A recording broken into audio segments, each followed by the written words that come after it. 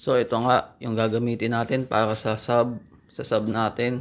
Ayan, Tsunami, 8 ohms impedance. Ayan, Storm 15 Tsunami para sa sub natin, no. Dito yung connection niya. Ayan. Dito i-connect. Ayan, Tsunami. Yan, para makita nyo. Tapos, dito natin yan ilalagay. Ito yung box para sa sub natin. Ayan. Diyan natin siya ilalagay. So, ikakabit natin to. Itong Tsunami na to. So, yun. So, ito na nga. I-connect na natin, no? Ayan.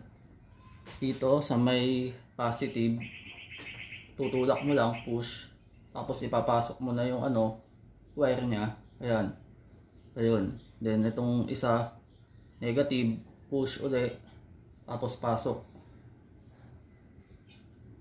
Ayan. Ganun lang kadali. Ganun lang kasimple. Ayan. Nakabit na.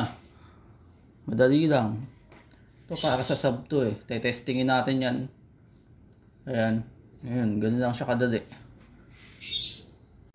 So ayan no. Nakabit na natin sa box niya. Check natin yung mga tornilyo. Kung mahigpit na. Ayan. Higpit na yan. Check natin.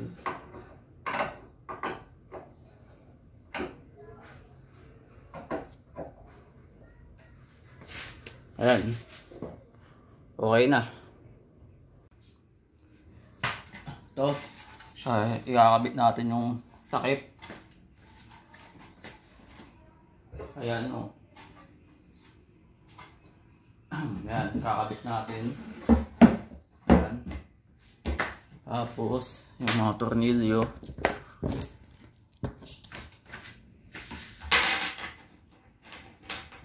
Lagyan natin mga tornilyo niya.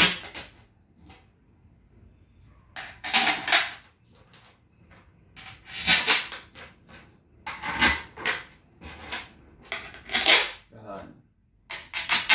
Tapos nito, testingin na natin.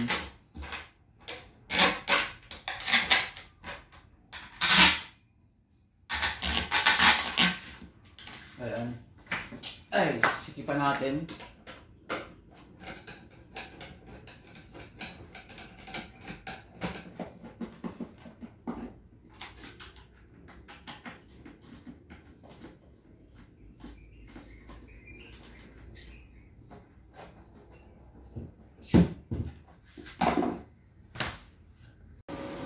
So ito nga tetestingin natin.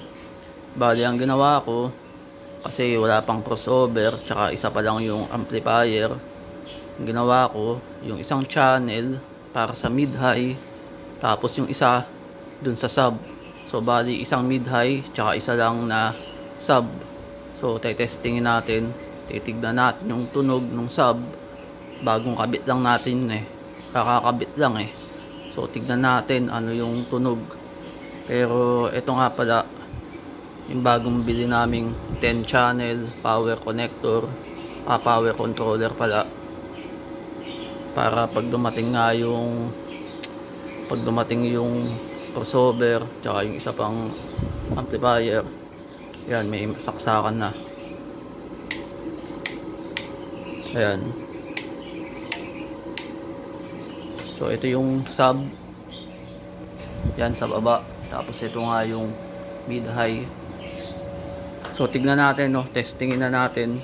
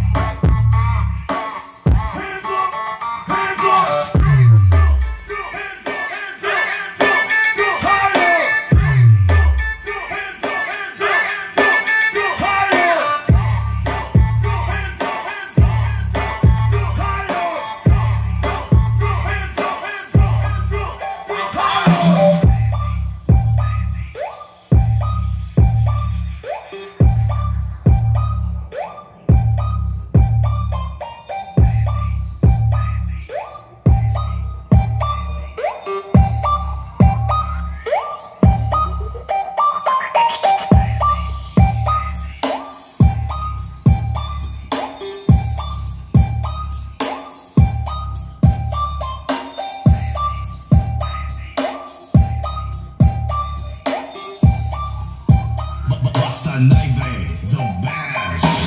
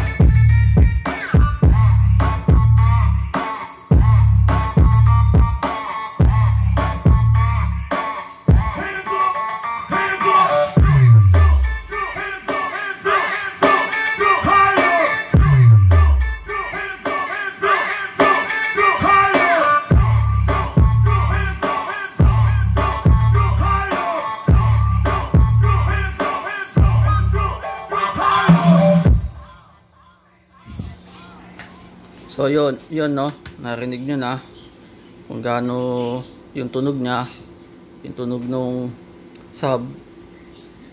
So yun, kung may comment kayo, comment lang, tapos pa-like na lang din, tapos subscribe. So yun, salamat.